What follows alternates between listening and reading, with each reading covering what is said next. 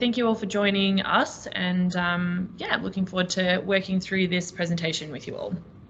So this presentation has come about as a result of With You, With Me recently publishing our Diversity and Inclusion Report for Australia. And the title of that report is Are We There Yet? And it does specifically speak about the state of the diversity and inclusion in the Australian workplace.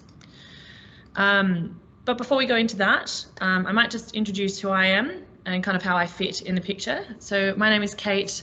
I am the Senior Vice President of Social Impact for With You, With Me, and I have worked in human resources for the better part of the last 10 years. I am significantly involved in the human resources functionality at With You, With Me, having built the function myself, and incredibly passionate about diversity and inclusion and its importance within the workplace. For me, I am a neurodivergent woman who works in a highly male-dominated industry, and so diversity and inclusion for me has always been something that I've been very passionate about to drive the quote-unquote status quo, but also I have seen a number of incredibly talented individuals from all kinds of backgrounds and industries be highly successful in various roles purely because they were given an opportunity with forward-thinking organisations. So that's enough about me. So let's move into kind of this. So who is With You, With Me? We are a social impact company, veteran founded about 7 years ago. We care about underrepresented groups within the wider communities. And so social impact for us is about ensuring that we see people for kind of who they are and what they can bring, and less around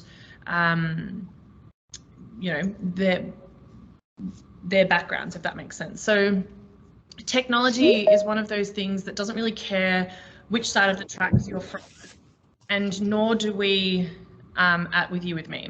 So we know that there is a huge propensity for tech roles in untapped talent pools of people in marginalised or underserved segments of our society. We know that the cycle of underemployment and unemployment is degenerative and intergenerational. And we know barriers to entry from traditional training and educational models preclude these groups. And With You, With Me is working to change that. So the future of work is team productivity. Traditionally, the sector has hired individuals for roles, but the move to tech-led and agile environments has created a new team-based construct where balances of roles and profiles are required to reach high performance. Our software, Potential, is designed to not only identify individuals with potential and match them to tech roles, it is also designed to perfect the balance of team members who can then work fluently together with, my apologies for having some technical issues on my side, I do apologise, who can then work fluently together for both contract projects and permanent teams. Because realistically, we all know the best teams are diverse teams, and we're going to explore a little bit more about what that actually looks like today. So, what is diversity and inclusion? So our definition of diversity and inclusion is not going to be the same as yours because everyone is different and there is no one defined definition. Diversity and inclusion, they go hand in hand, and workplaces need both. Diversity is about having a mix of people in an organisation. It encompasses social identity like ethnicity, cultural background, disability status, sexual orientation, gender identity and age, and professional identity, like work experience and education. These different attributes shape how people see themselves and the people around them see them. When we compare this to inclusion, we are thinking about things like getting a diverse group of people to work effectively together to improve performance and well-being. Inclusion is achieved when diverse groups of people feel they are respected for who they are and able to be themselves, connected to their colleagues and feel a sense of belonging, contributing to their perspectives and talents to the workplace, and progressing their career in equal access to resources and opportunity. Inclusion is how organisations can truly benefit from diversity. So, we know that diversity and inclusion are crucial to the workplace. That's why we're all here today. That's why we're having these conversations. A diverse, inclusive environment creates greater productivity. It leads to better business outcomes. It helps with staff satisfaction and retention. And it's just, honestly, the right bloody thing to do. But D&I isn't something that just happens. We have to create an environment for it. And that doesn't begin when someone joins an organisation, but actually well before that. It starts with the application process and the hiring process. And we've heard it all before. We may have even seen it. We don't care who the candidate is. We just want the best person for the job, is usually what we hear from most HR professionals. But unfortunately, the reality is that that's not how it works. There are biases embedded right now into the hiring process and the wider society itself. If you're not being inclusive from the first stage of the process, you're not even getting talented, diverse people into the interview stage, never mind through the door. The system is already working against these candidates based on unconscious societal bias, and we inadvertently contribute to it by not adjusting our processes to meet their needs. So our research. We wanted to get a better understanding of today's landscape when it comes to recruiting and hiring diverse candidates from the application stage through to what happens once a diverse candidate is hired. What's the experience like for the applicant? How are they being judged? What happens if they're called for an interview? Are they being accommodated? What kind of training do people they interact with have? And is there anything guiding people in recruitment, or are they just kind of making it up as they go along? So we teamed up with YouGov to get some answers. And in March of this year, we sampled 522 Australian managers of medium and large-sized organisations throughout the country to get a pulse check on the state of affairs around diversity and inclusion in hiring. The answers show that we're making progress, but there's still a lot left for us when it comes to diversity and inclusion. But there's some good news. 85% of managers surveyed say that they have written policy on diversity and inclusion practice. This is one of the most surprising and heartening things that we've learnt throughout the whole process. Nearly all organisations surveyed have a written policy around diversity and inclusion. It shows that the work that we have all been doing as HR professionals around championing D&I and making sure it gets given the attention that it deserves is starting to pay off. It's definitely a win and a step in the right direction. So, how well is diversity and inclusion represented in an Australian organisation? Well, that depends on the stage of the hiring process the candidate is in. We looked at 3 main areas, and those 3 areas were applications, interviewing, and policy. So let's take a better look at applications. Most organisations are stuck in the old ways of doing things. CVs, reference checks, cover letters are still used by 92% of organisations. Things like psychometrics and aptitudinal testing, which are better than resumes at predicting how someone will perform in a role, are only used by 1 in 3 managers. Most industries are suffering from a talent shortage right now. I'm sure we're all feeling it. Sticking to these outdated methods of screening applicants is restricting the talent pools for organisations. It immediately knocks out people who aren't confident in their resume skills or don't know how to write a cover letter. Is this really where we want to determine whether a person is the best fit for the role? When we start to talk about how we find a person who is suitable for that position. We need to look outside the traditional methodologies. We need to think about their potential, propensity to learn, opportunity for growth, and their significant drive to contribute towards our organizations.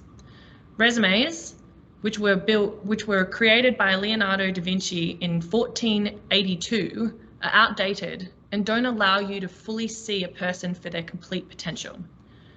Most resumes are two-page documents that only ever really allow you to see a segment of someone and not their true self. It does not give you a good indication of who they are, and we use that document to make a decision on whether a person is suitable for our organizations. So, some things that are encouraging. We're starting to see organizations use blind resumes to prevent unconscious bias. 4 in 10, so 41% of managers say their organizations use blind resumes all the time. 1 in 5, 22%, say that they are used frequently. Resumes are a tool that, historically, organizations have relied on too heavily and are riddled with opportunity for bias, like I mentioned before. Hiring managers give every resume only about 7 seconds, but in that time, they can and do make a lot of assumptions about people based on things like where the candidate lives, what type of name they have, where or if they went to university. The list is endless, and I'm sure speaking to a room full of HR professionals, you're all very aware of what those biases are. Are we so against the resume? So WithYouWithMe is so against the resume that we have completely phased it out of our recruitment practices. And I am extremely pleased to share that many of our Australian clients, including government-based and some of the biggest businesses in our country, are starting to choose psychometric testing over resumes due to its accuracy and ability to provide long-term succession planning opportunities. But if resumes are going to be used, masking resumes helps to mitigate bias during the application process by de-identifying candidates. This means removing information like address, age, place of education, name, anything that can help a hiring manager figure out a person's gender, background, and other social identifiers. But that's not all. Regardless of the role or person, most organizations have highly standardized processes that's exactly the same for everyone. How can you offer inclusive hiring processes if the experience doesn't account for the differences among people? At WithYouWithMe, we offer flexible hiring practices like portfolio submission to showcase skill set, open communication with an applicant about how they like to be communicated with, and neurodivergent friendly hiring processes that include gamification for skills assessments, as well as open-ended communication that allows them to ask questions in an environment that allows them to feel safe. For me, as the previous head of human resources for WithYouWithMe, when we engaged in flexible hiring processes, we did things like screen avoidance testing. So we would, screen avoidance suitability. So we would leverage, particularly with the neurodivergent community members, we would leverage the ability to be able to pick up the phone and call an individual, then make them sit in front of a screen if it made them uncomfortable. Those small nuances and changes in your hiring process allows you to gain better access and build more psychological safety within your candidates as they're going through your recruitment process. So the next step, into the interview itself. Encouragingly, 82%, so 8 in 10 managers say their organizations make effort to accommodate candidates. It's encouraging and it sounds great at face value, but we dug a little deeper, and that statistic, that wasn't as great as we thought it was. We found only 4 in 10, or 41%, accommodate for physical access or mobility barriers when interviewing. Let's just take a second to let that sink in. 41% allow for physical access or mobility barriers. Of organisations that reported they accommodated candidates, 59% of people with some type of mobility barrier will not even be able to attend an interview. And that's one of the higher figures. As we look at the other types of accommodations, the numbers just get lower and more depressing. 36% of organisations accommodate for cultural preferences and sensitivities or language barriers. At a time, because of COVID, where screens are likely to be a major part of the interview process, just 21% of organisations accommodate for screen avoidance. And then there's the 18% of workplaces who don't accommodate at all. It's not enough for organisations to say that they ask about accommodations and consider the job done. We need to do better. We need to do better at taking the next step, at figuring out how to respond to accommodation requests to give every candidate an opportunity to show their potential. And so how do we do that? Well, as is with most things, it starts with education. We need to mandate training that could help with some of these problems, but unfortunately, most people involved in the recruitment process aren't getting the training they need. So what does this training cover? Well, let's start with bias. Did you know that a person can form an impression about another person after seeing their face for less than 1/10 of a second? In that fraction of time, we decide if a person is attractive, if they are trustworthy, if they are competent, if we want to work with them. Training to recognize bias, cultural sensitivities is let me start that sentence again, I apologize. Training to recognize bias and cultural sensitivity is more crucial for an inclusive hiring process because left unchecked, most of us will have no idea we're making these judgments. And yet, 79% of hiring managers don't receive training on unconscious bias and how that might influence who they call to interview or who they hire. With a tight labour market, expanding the applicant pool is even more critical than ever before, which makes this training even more necessary than ever before. Think about how many applicants are likely being passed over or are suffering through a subpar hiring process, and how many recruitment professionals would be horrified to learn of an error they made during the recruitment process. Maybe you yourself have experienced a terrible recruitment process or unconscious bias that you weren't even aware of. Mandated training for recruiting and interviewing helps everyone, not just the applicant, but we're not seeing enough of it. We're not doing enough of it. Right now, we simply aren't doing enough. So let's talk about the wider organisation. 95% of organisations have written policy on diversity and inclusion and processes to update their policy.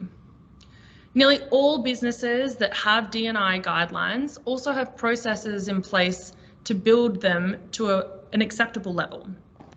It's clear that organisations aren't taking these policies lightly and aren't setting and forgetting them, but are taking active steps to keep improving them based on market trends.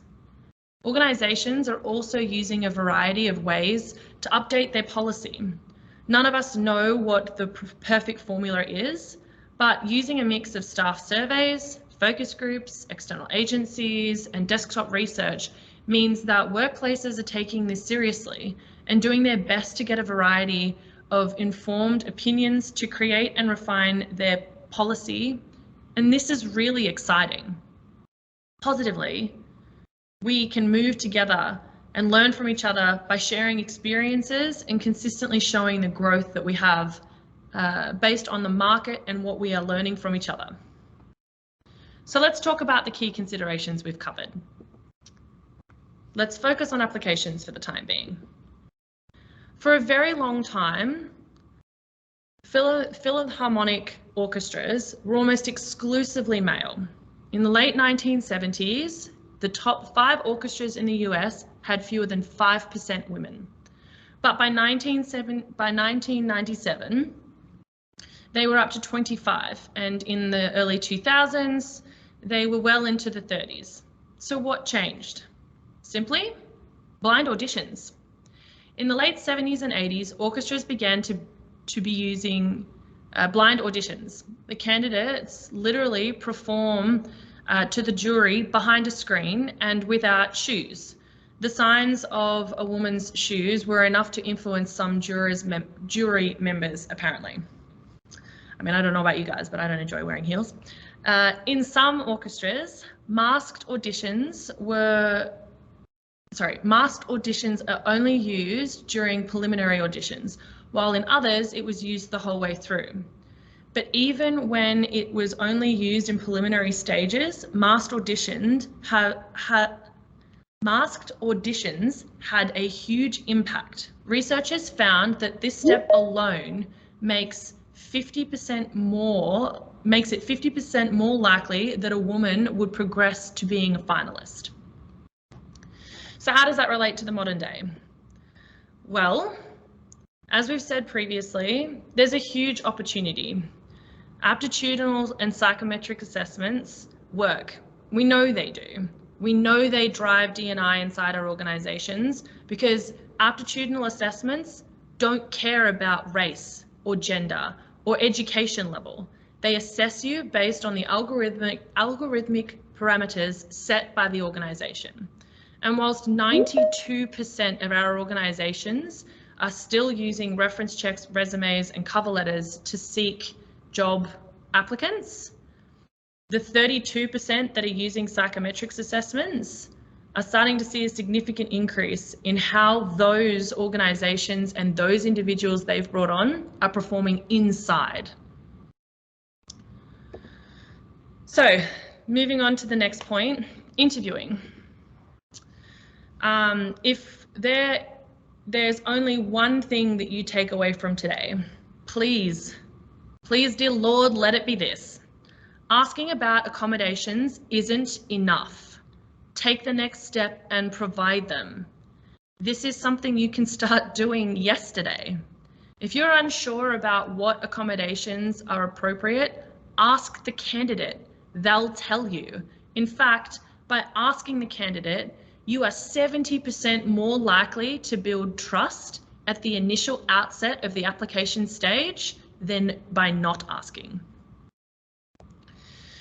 So there are still some major gaps in this type of training. So we're talking about, how we then educate our hiring managers now. So expanding on this type of training that hiring managers receive is something that can be done. There's something that can be implemented fairly quickly with effects that will go beyond the education room. We did a bunch of research and actually found that the Victorian government conducted a Recruit Smarter initiative to better understand the impacts of different diversity and inclusion initiatives, including unconscious bias training. They ran a pilot training program with 221 people who were involved in human resources and recruitment, including 1 intervention group and 1 control group. All the participants completed a survey before doing any training. They ran a secondary survey after the intervention group completed unconscious bias training. They wanted to compare attitudes towards diversity, psychological safety, organizational fairness, efficacy intentions, and self-reported behaviours. Those who'd done the training reported a 3% increase in efficacy intentions from the training, which is absolutely brilliant. But the indirect effect of the training was seriously significant. Researchers found that training led to increases in self-efficacy and intentions for diversity. In turn, that led to an even more diversity supportive behaviours after all the training was over. But training cannot be a one-off. This isn't a set and forget. It's not something that you put in a calendar and do once a year. It needs to be ongoing. It needs to be spoken about weekly, daily, in consistency and proactively with your teams, with your managers, with your leaders, with your company influencers. It needs to be spoken about around the water cooler, and it needs to be driven. And why does it need to do all of those things? Because having those conversations around the water cooler or at the lunch table significantly influences the policies with which your organization looks to build itself. That leads me to the final point for consideration: policy. There's no one right way of creating guidelines, but using our Victorian government example, they took a very interesting approach. They formed 4 working groups with HR professionals from different organisations. Each group was chaired by a nominated champion and covered 4 different parts of the recruitment life cycle: advertising the job, application, the selection and interviewing process, and onboarding and inducting new staff. The groups met 4 times a year to go over the latest research in their areas, but also to put it against their own individual and organisational knowledge and expertise. Together, they created a set of practical guidelines that were released for consultation and feedback. And these guidelines are significantly impacting how modern day organisations approach their functions, approach their policies for those 4 functions.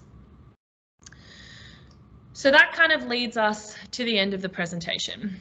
If you would like to learn a little bit more about our diversity and inclusion report, the QR code that is currently on your screen will take you to that report. My colleagues Dylan and Bronte will also share the link which will take you directly to that report in the chat. As I'm sure you can tell based on today's conversation, this is something that I take very seriously. I would be more than happy to connect with anyone and everyone directly and have further conversations about how we can drive diversity and inclusion in Australia and consistently seek to push that forward. So with that, I'm going to stop sharing and open the floor up to any questions. When I figure out where I'm at, apologies. Did anyone have any questions?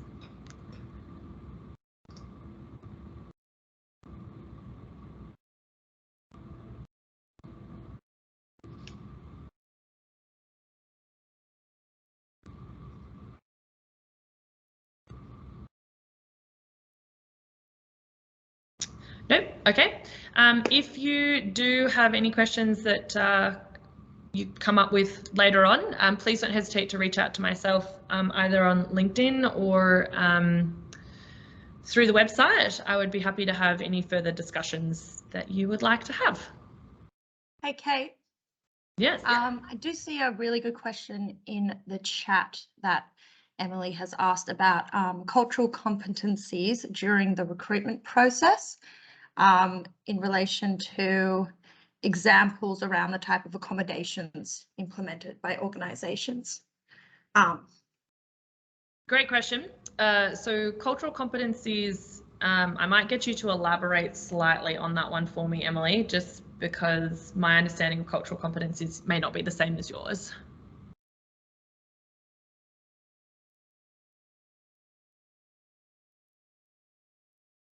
Oh, okay, cool. So when we talk about cultural differences within applicants that come into With You, With Me, a good example would be, for example, Indigenous individuals. We actually have a reconciliation action plan in place that's being developed specifically for Australia and Canada at the moment. Effectively, when a candidate identifies as Indigenous, we actually seek to have them interviewed by another Indigenous person within our organisation. I appreciate not all organisations can do that, but that's a step that we've chosen to take due to the cultural nuances.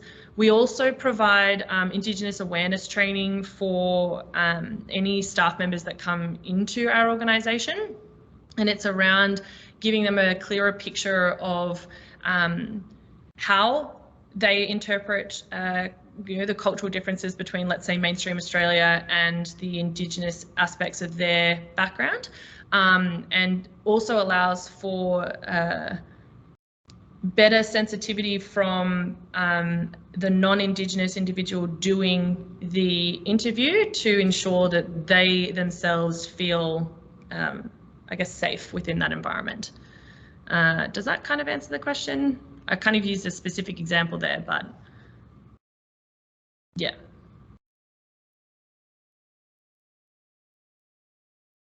Great.